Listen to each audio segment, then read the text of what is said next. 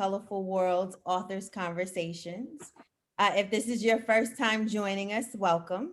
And let me tell you a little bit about us. So we are an online children's bookstore, and we focus on providing children's books with characters, Black and Brown characters.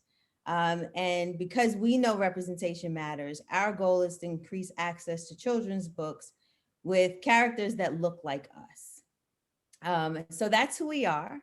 I am Vanessa Mitchell, and I'm joined by Kanika Mobley. And together we are the co-founders of Stories of a Colorful World. And tonight we're super excited because this time we're making it a family affair. So we are being joined by Chloe Mondesir. So Chloe is actually my baby cousin. She is the author of Take Opportunity. And so she's not only my baby cousin, but she's also our Spelman sister. So we got lots of connections happening over here. So welcome, Chloe. Thank you. Joining us tonight. And I know everything about you, but for people, tell us a little bit about yourself. Well, my name is Chloe Mondesir. Vanessa Mitchell is one of my many fabulous older cousins, and Kanika is her wonderful business partner. And I'm very honored and privileged to be here and sharing this space with you all. So I just wanted to say that first. I am a Queens, New York native. I've been in Atlanta almost 10 years, which is crazy to me. I did come here for Spelman, of course. I loved every moment of that. And then I pursued a master's degree at Mercer University. And during that time, I started my career in nonprofit. So I've served at the Annie Casey Foundation, a local nonprofit partnership for Southern Equity, and currently Health HIV. And I work in program development, capacity building, strategic partnerships, primarily focused on health equity. And I also write children's books in my What's going on, Chloe? Right, right. That is. So how is it that you kind of like go from like the nonprofit world to like really thinking about becoming an author? It was always something that I wanted to do. And I do really believe that everybody has a story. And part of Take Opportunity is self-inspired and just feeling like, if there's one thing I know how to do, it's like make a moment happen. It's just maximizing opportunity. And I feel like that's a message that's really important for especially young Black and Brown children who aren't nurtured with that sort of mindset oftentimes outside of their homes. So I knew it was important that it was done, but I didn't know where to start at first. I didn't know where to start for a long time. And I know a lot of times people get caught up in their heads with, I don't know where to start. I don't know what to do, but I want to do something. And I was actually at an alumni association meeting, Spelman, and they had Spelman authors. And so this is the value of representation, because I saw Spelman women who were authors, who had books. Some were children's books, some were for adults, around different ideas. They were different ages. There was a woman who was my grandmother's age, and there was somebody who was, could have been my mother. And so after seeing them, I knew it was possible. Of course, they had a wealth of information to share. And from there, I really just took the opportunity to get my ideas down on paper. And that's the hardest part, because that's what had me caught up for months. But once I got words down, it was a pretty smooth process. So talk to us about the theme of the book, right? So it's about taking the opportunity, being in the moment. So what was your inspiration to being in the moment? Like, what made you feel like that was the message you wanted to put out in the book? Well, at the time, I think it was an affirming message that I needed for myself. I felt very stuck at the time. I was a full-time grad student. I wasn't working. I wanted a job, and I felt like I was getting in my own way, stubborn, trying to just, send cover letters and resumes the traditional way, and wasn't taking opportunity to maximize the support that was available to me. And then I finally reached out to my cousin, Vanessa's sister, Katrina Mitchell, who's a renowned leader in nonprofit. It was like, of course, make that connection. So I finally did that. And then I also went to the career services department at my university. And from there, she reviewed my resume. She reviewed the cover letters. She gave me some tips for my LinkedIn. And from there, she connected me to somebody who supervised my first paid internship opportunity. And that turned into my first full-time job. So at the time, I really just needed like my own push to just take opportunity and make things happen. And then it came out on paper. And, the rest is history. So how has that experience, just in terms of like connecting that to like the message that you want to send to like young women, right? Because sometimes it's like that message that we feel like we wish we had when we Right. were younger.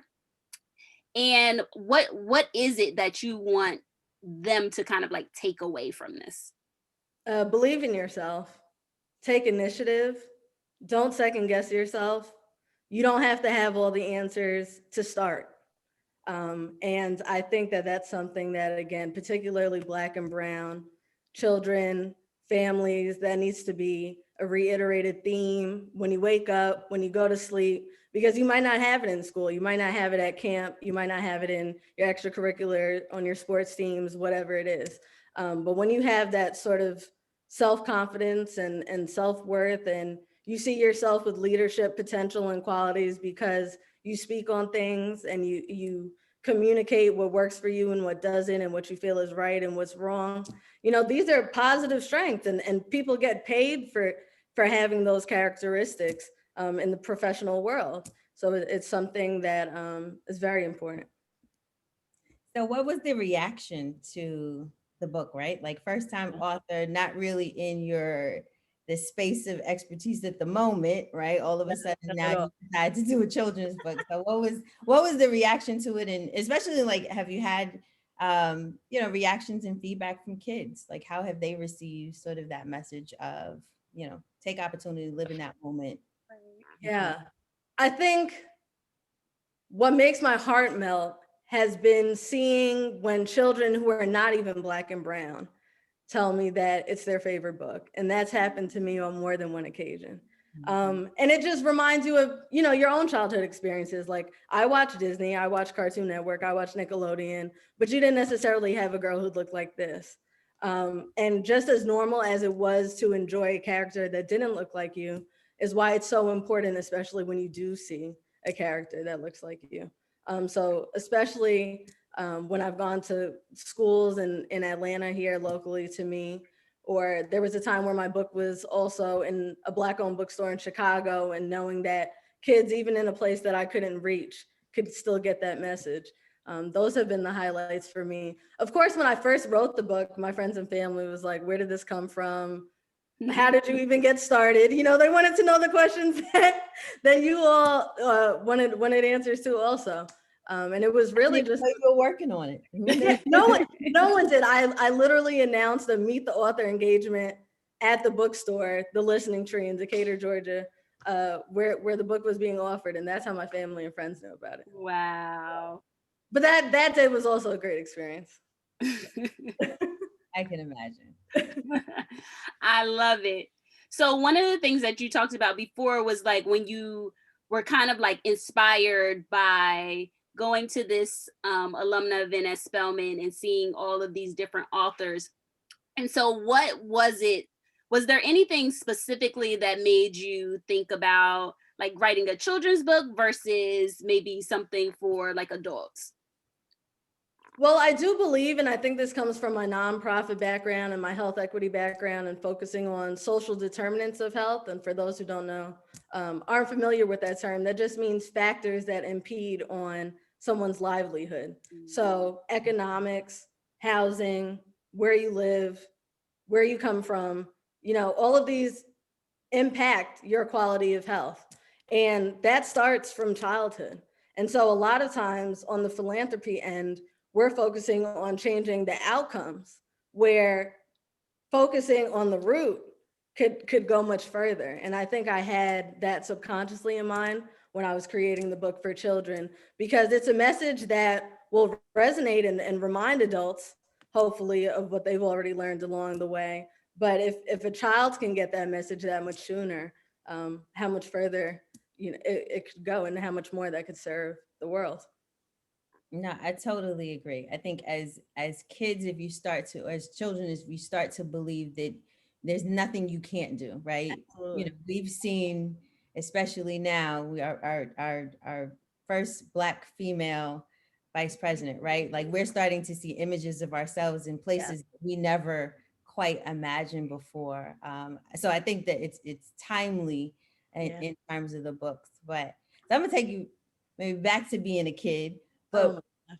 how are you as a reader, right? Because one of the things we're trying to do is increase access to children's books with characters that look like us, but we also want to spark that love for reading. So Yes. what was your relationship with reading? I loved reading. I loved books. I loved book fairs, and Scholastic used to host book fairs at public schools regularly. And that was like a big deal. Like you wanted to have money to get a poster, books, candies, pencils, erasers, anything they had. Like bookstores they were the parties of the time.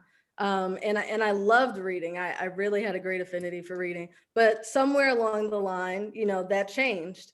And Mhm. I think that I also found when I was writing the book that reading was something that was always special, and it was something that I really wanted to begin to experience again more intentionally. And after I wrote the book, I got my first library card in Atlanta, but it had been several years, but I have an Atlanta Public Library card now. Awesome. So I'm Awesome. back to reading. You're back to What a wonderful time, especially, as we were all shut in for Right. so long. I feel like that was something that people were able to kind of like reconnect with Yes. and be able to like find those pastimes that Mhm. they really enjoyed. So something that you've said around like this book and wanting kids, especially kids that look like us, to be able to have that determination and that ingenuity like as they're going forward. So what does kind of like diverse representation in children's books mean to you? It means seeing yourself. And that can't be emphasized enough how important that is, especially for young Black girls who, if they're anything like how I was when I was 4 through 9, which are the ages probably for Take Opportunity, they're talkative, they challenged ideas, they were not soft spoken, they wanted to be heard, and what they had to say was valuable. And I really feel that about every child. I really believe in children's voices, but there are certain populations of children who are not encouraged to be heard or to be seen. And so something like this book allows particularly a young Black and brown girl to see themselves and to know that's me. And it's just as important as this platform and this space that you all have created. Vanessa has a twist out, you have your Bantu up, I have braids. That's important because there are young Black girls that are watching this at home right now, and they know that they can own a business. They know that they can go to Spelman. They know that they can write a book, not just read one. And that's why it matters. Mhm. That is so right. And we come in all shapes, sizes, looks, right? Yeah. There's diversity just amongst Right. us Black and brown girls and boys, but there's so much diversity here, which I think was good. So your journey as an author and in this space of writing books, right? Like, Mhm. so I know you got from Spelman, you got a lot of advice and so forth, but sort of what was the process like, getting the illustrations, which I absolutely love Yeah. illustrations, Thank right? you. So what was that whole process like for you? Right. So I literally left that meeting and I went home and I started typing. I didn't know what the format was going to look like. I didn't know how to space words for pages on a document. I mean, I had acted as a child and I just tried to think of a script. And I was like, okay, it should probably be double spaced, size 12 font. And I really just started with there. And then it occurred to me that I would need an illustrator because that's not a strength of mine. And I actually got connected to a young author, young Nigerian man, Obi. His last name I don't want to mispronounce. But Obi really helped me because at the time he was also writing a children's book. And so he knew how to help me with, there should only be this amount of words on a page. For this age group, you probably shouldn't have more than 10 or 12 pages.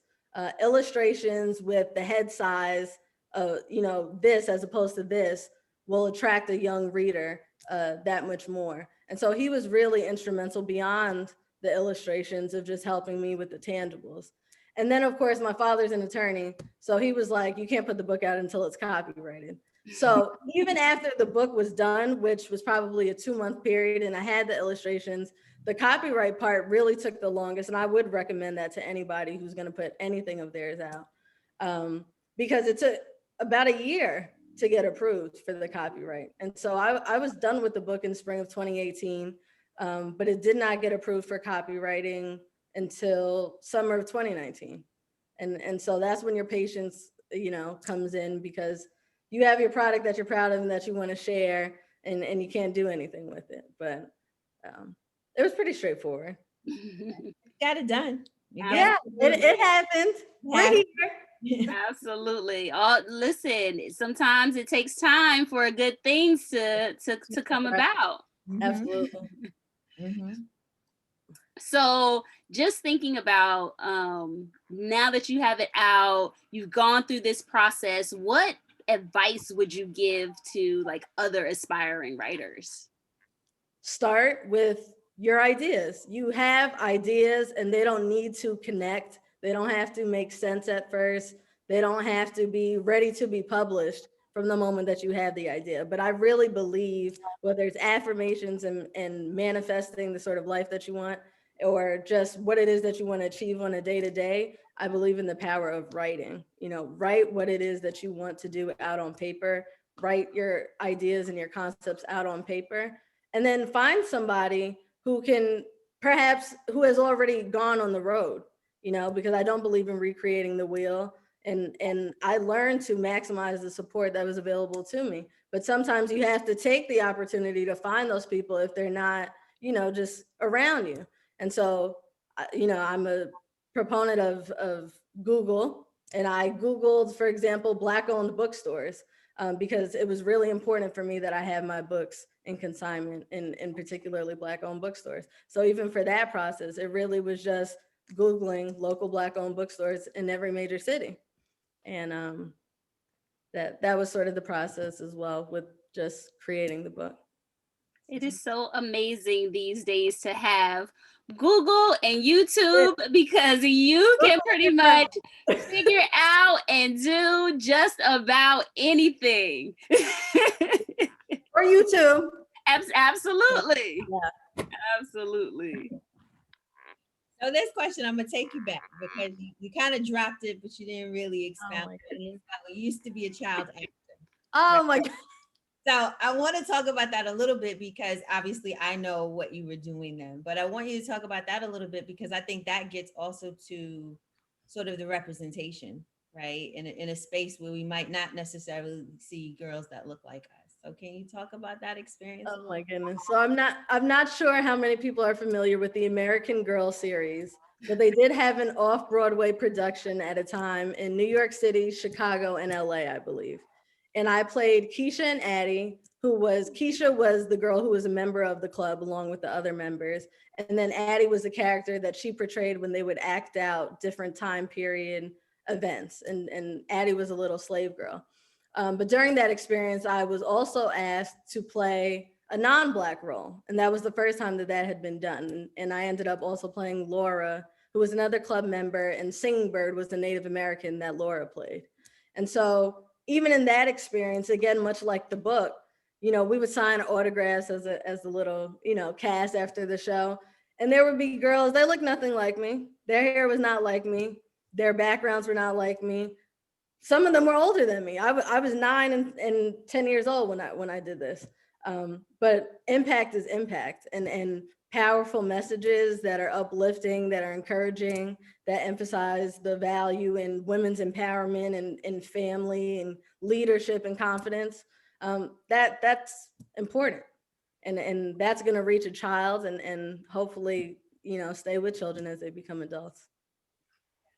No, I say that too because the book is.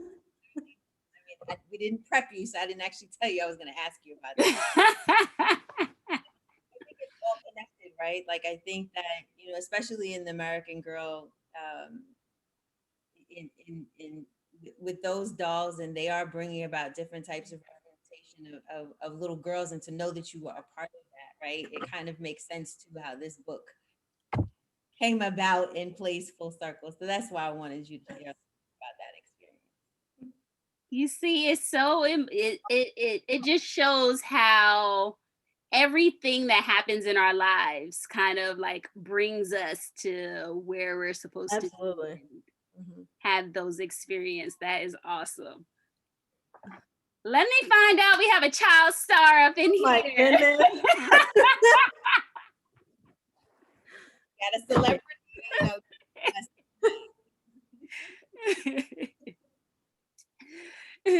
So Chloe, so every month we kind of like have a theme of the month, and we really think about like how that theme is represented. So for March, our theme is leadership.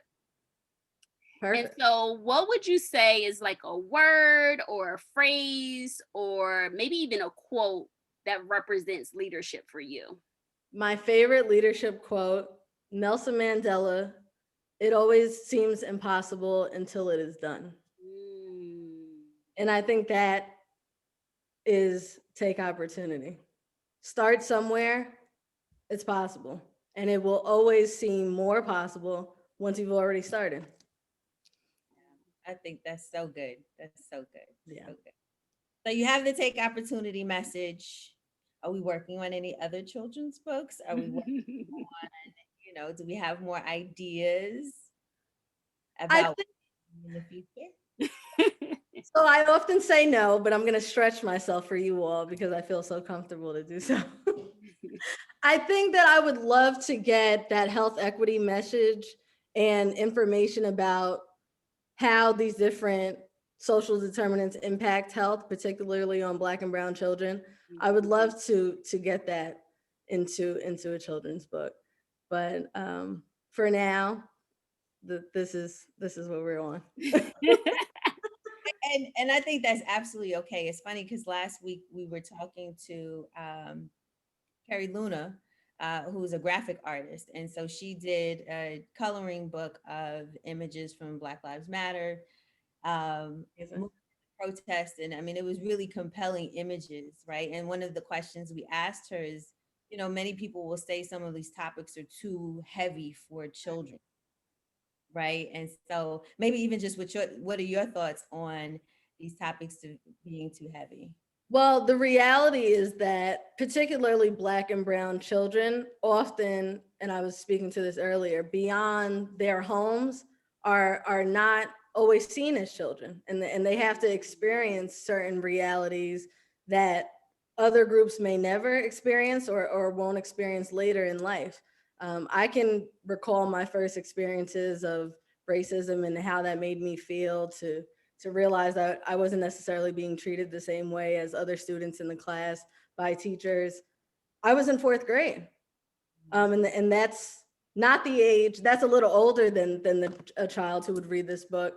But you're experiencing things when you experience them. And racism and prejudice and gender bias, these are things, unfortunately, that it's not until you're 18 that you experience them. So learning how to navigate all of that, learning how to be yourself and know yourself and love yourself as early as possible, that message needs to start as soon as possible, because life is going to happen regardless.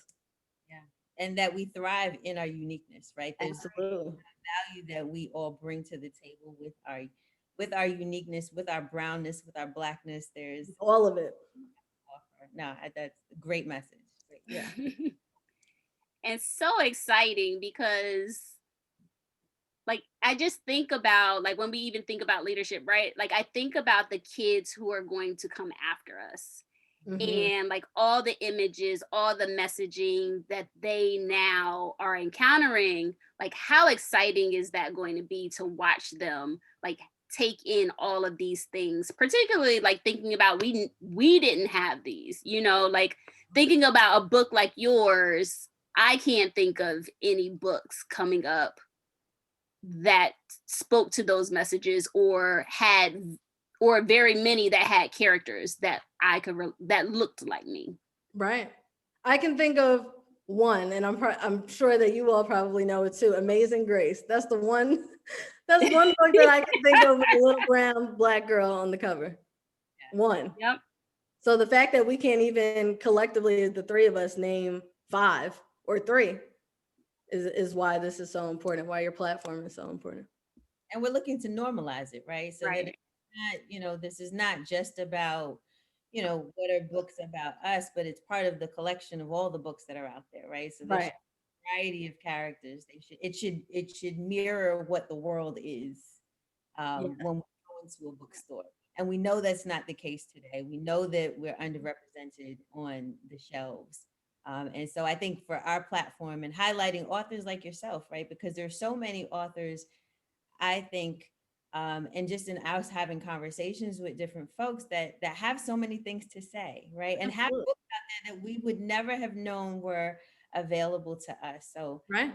highlighting you guys is super important, to get your messages out, but to know that there is variety. Yes. There's lots And out it's just important for us as authors because there aren't these spaces. So, we feed each other, and on a community level, that's important, that's necessary because we have to do it for ourselves.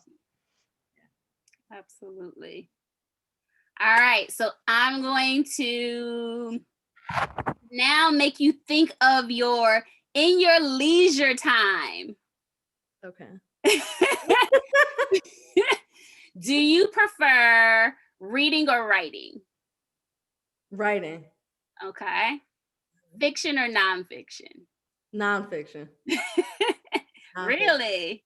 Yes. Which Okay. is weird, yeah, because the book is fiction, but writing, because I write poetry. I also do professional writing services, so I like things that are a bit more tangible and practical and black and white, for lack of better words, on the writing side. I love it. Physical copy or ebook? Physical copy. Physical copy. There's nothing like, even with reading a book, I never got into Kindles and Nooks and even audio. I know people prefer that when they're working out, driving. I'm just not that sort of receiver of material. There's something about touching the pages and Right. You want to write, make notes, even as a student. I mean, I'm not scrolling a PDF. That's not me. Right.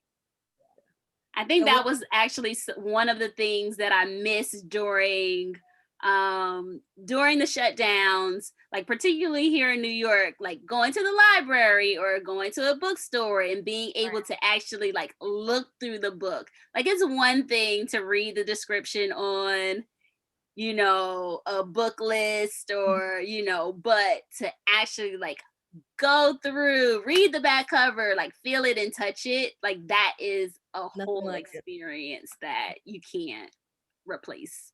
I agree. So are you reading anything good right now? I actually just got Damon's book, Damon, the founder of FUBU. I got his book, Power Shift. I haven't started it, but that's the last book I ordered. Okay. Nice. What about you all? Are you all reading anything good? I just finished reading Sister Soldiers, The Coldest Winter Ever. Oh my gosh. Classic. Okay, classic. And knowing that she had the sequel to the book coming out, I was like, you know what? This is the good opportunity to read it again. And it was like it was the first time. The same way I read through it in maybe a couple of nights, if that. Same thing that happened this time when I read it again. Yeah. Oh, Vanessa, you and Nazir are going to have to talk about it because he read it through in like 3 days. Oh, we can have some good conversation. And I am reading The Vanishing Half. For fiction or nonfiction? It is fiction. It's very interesting. Okay. I've been hearing great things about it, and then like my book club actually decided to have that for our March book. So Oh, it's like, cool. all right, find time. Yeah. That's good. So Reading is I'm great. really excited about finishing it. I'm halfway through, and our club meets on Sunday. So wish me It luck. sounds like you'll be reading after this. It might be late nights for the next couple of nights. There's one thing about reading, at least fiction for me, right? Like it's an escape from reality. Like you get to totally envision this different world, these different characters. Yeah. That's the one reason I love fiction. Like I can imagine myself in the situation amongst the characters, and makes it so real. Yeah. Absolutely. So Chloe, it has been such a pleasure. Well, the pleasure was mine. Thank you for having me. You all. Absolutely. And I know once you put everything together, you will be back Yes. with more projects. But in the meantime, like how can people get a hold of you, get a hold of your book?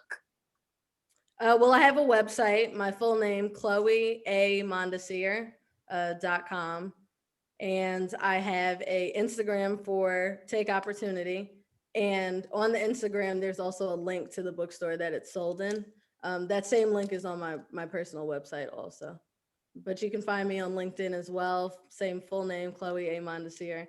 Everything will pop up everywhere. So We will make sure that we put all of that information in the chat as well, just so people can connect with you.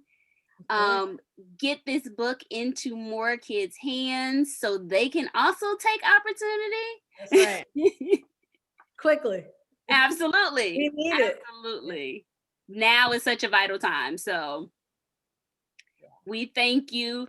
And thank you everybody for joining us today. And you can find us and our books on our website, www.storiesofacolorfulworld.com. Don't forget our picks of the month for March are on our site as well. And we're only a few days left to enter our giveaway. So go to our Instagram account and make sure you enter our giveaway where you can receive a book bundle with 6 of our picks of the month. So don't forget, go ahead and then also sign up for our newsletter so you can always get up-to-date